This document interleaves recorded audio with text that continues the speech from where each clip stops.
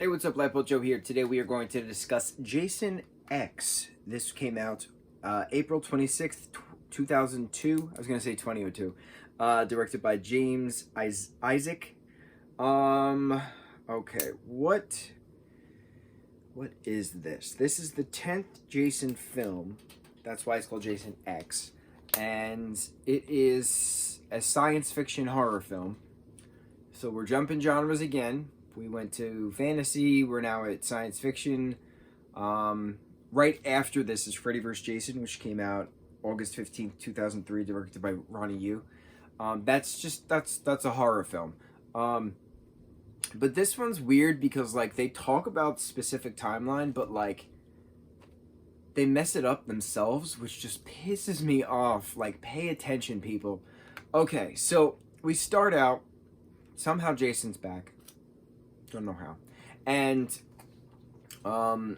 we're in the late aughts / early 10s of 2000, right? So, like, there's this like director of a program named Rowan, and she's like trying to convince like her board of directors to keep Jason like imprisoned, but like put him in a cryo sleep at Crystal Lake Research Lab, because they've tried to hang him, they've tried to burn him, every form of murder they've tried, and he just will not die. So they kind of agree to keep him in a cryo state, but then like the board of the directors want to keep him in a different place because they're greedy, so like things happen, whatever. So Rowan gets stabbed by Jason's machete through the cryo door, so then Jason and Rowan both breach, and then the door locks behind them, so then the two of them are frozen until someone finds them. And then we flash forward, and then there's a research team who happens to be on the dead planet Earth many centuries later, gets Rowan, thaws her out on the spaceship. Jason dethaws himself and then, starts killing. But we're getting a time period. So the android KM or something like that, she's saying that these cryostasis pods were first created in 2010. And then she says that it's been 4.55 centuries since Jason and Rowan were first hibernated. So, mathematically, right, 4.55 centuries is 455 years, okay? So, if the first cryopod was created in 2010, 2010 plus 455 years brings us to 24, right, 66. 455 years. So the 5 plus 1 is 6, right? So 2, 4, 6, 5. In the year 2465 is when our movie takes place. You would think that because mathematically that's correct, but no, you'd be wrong, because everyone and their goddamn mother in this movie says 2455. No.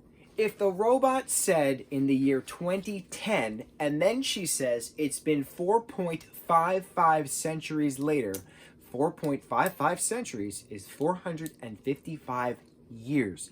455 years plus 2010 years is 2465. This is basic, elementary, second grade math. I don't understand. And that's what pisses me off about this movie, because they specifically state a timeline and disregard the timeline. If she wanted to say 4.45 centuries, sure, that gives us the 2455. But she didn't. She didn't say 4.45. She said 4.55. I paid attention. I wrote my notes down. I have been very open and honest about my note taking throughout all of this Friday the 13th and A Nightmare on Elm Street film series conversations, right? I have taken so many damn post-it notes on three sheets of loose leaf, four different. Oh, I can't even count anymore. I'm annoyed. This is the point of our marathon where I'm annoyed. We had an awesome film before this, Wes Craven's New Nightmare, which made sense in a horror genre version, but then you got Jason X, and it was just like, how do we put Jason in space? Frustrating. I did enjoy the parts where the nanobots literally just fused together and made him a cyborg. I thought that was neat. I like the escaping. Some of them escaped, and then Jason's body just happens to just fall down through space, okay, into Earth 2, and then crash lands into a lake. And then there's new kids on Earth 2 who want to go explore the lake. And the last thing we see is his now nanobot metal hockey mask floating down to the bottom of the ocean. That's the summary of the film. It's nice sci-fi. It's got interesting characters. It has interesting wardrobe. I will say that. I liked the sci-fi tech to it. I thought that was cool. But like, bruh, when you specifically say how many years it's been and give me a date that's not how many years it's been, like, bruh, I'm offended. I'm offended. I don't know what else to say about this. I'm gonna cross this one off because we talked about it. So, okay, Freddy vs. Jason came out August 15th, 2003, directed by Ronnie Yu. I love Freddy vs. Jason. Love Freddy vs. Jason. It's so entertaining. I love how Freddy's using Jason's dreams. I love it. Absolutely love it. We've talked about it. We've talked about how much I love it. I watch it every Halloween. I watch it majority of every Friday the 13th. Because you get the best of both worlds. You got your Freddy and you got your Jason. It's great. It's great. Kane Hodder is not actually Jason in this film, in Freddy vs. Jason, which is frustrating, but in real life, Kane Hodder is almost the same height as Robert Englund. And Ronnie Yu wanted the size difference between the two, so that's why they had to recast Jason to get Jason a little bit taller, for depth perception. I totally understand it. I understand the artist's perspective, but still, you want some Kane Hodder to be there because he's always Jason. I think that's it. So we got 4 more things to talk about. We got the Friday the 13th remake, which came out in 2009. We got the Nightmare on Elm Street remake, which came out in 2010. Both equally terrible, but equally awesome at the same time for their own things. And you got to realize, in 2009 I was 19, and in 2010 I was 20. So these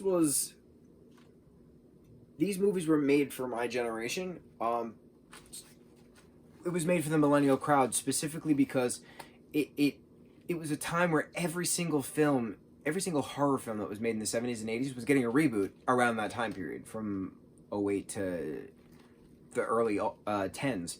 Like, that's just what they did for us millennials. We didn't ask for it, but they gave it to us. So of course you go with a group of friends and you'd go and you get scared and you hug your boyfriend or girlfriend or whatever, and it was just it was a group thing. It's just what you did. You go to the midnight movies back when there was midnight releases, and like, that's just what you did. You got scared until 2 a.m. and you went home, you fell asleep, you got up at 6 a.m., you got your ass to school by 7. It's how we worked. It's how high school was. You functioned on Monster Energy and Red Bulls and bags of chips and Pop-Tarts from the vending machine. It's the glory days, as we refer to them.